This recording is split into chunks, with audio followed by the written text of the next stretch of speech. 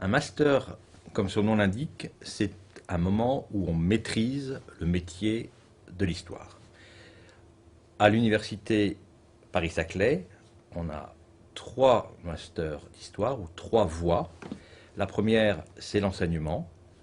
La seconde, c'est le master recherche en histoire économique et sociale, HES, où l'étudiant apprend à réaliser un travail de recherche original. Et la troisième voie, c'est le master SVP, Sources et valorisation du patrimoine d'entreprise, où il apprend à utiliser en professionnel les qualités, les compétences de l'historien. Les étudiants, à mon avis, ont 3 voies possibles. Le premier, c'est de rejoindre la voie de l'enseignement. Le second, plus naturellement, c'est de continuer la recherche avec un doctorat.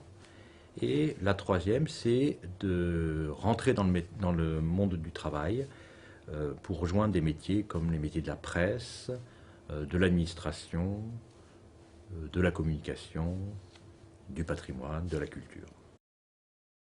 J'ai choisi le master SVP parce que je voulais avoir la possibilité de faire un métier dans lequel je transmets l'histoire à n'importe qui.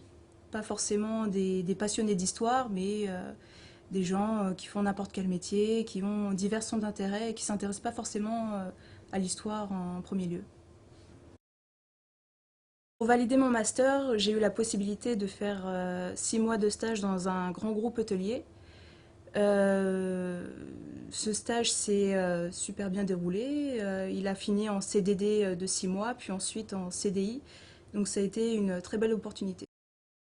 Master Sources et valorisation de patrimoine est un master qui permet à nos étudiants de combiner à la fois la recherche d'archives, la constitution de bases de données à propos de ces archives et par la suite de mettre en œuvre des processus de valorisation pour les archives en question. Autrement dit, d'articuler des compétences de recherche, mais aussi des compétences qui sont liées avec le monde de la communication. Alors les étudiantes et les étudiants du master Sources et valorisation de patrimoine peuvent travailler dans 3 grands domaines, qui peuvent d'ailleurs combiner. Premier domaine, évidemment, la gestion d'archives, avec la constitution des bases de données.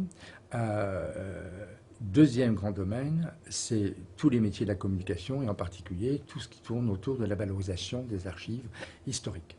Toutes ces activités dans les entreprises, soit publiques, soit privées, qui ont ces patrimoines et qui ont des stratégies, à la fois pour gérer correctement leurs archives, mais aussi et surtout, vous l'avez compris, pour les valoriser dans une communication interne ou externe, et pour permettre d'une certaine manière de montrer que l'histoire peut largement participer à clarifier le présent et à construire l'avenir.